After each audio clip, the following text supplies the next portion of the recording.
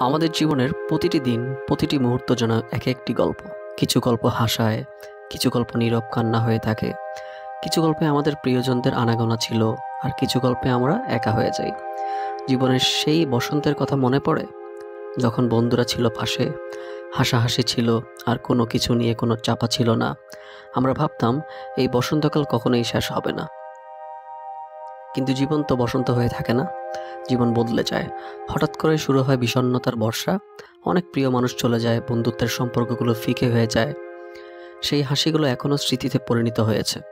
বর্ষা শেষে আসে স্মৃতির শরৎ। আমরা হয়তো সব কিছু ফিরে ফিরে পাই না, কিন্তু স্মৃতিগুলো আগলে ধরে রাখতে শিখি।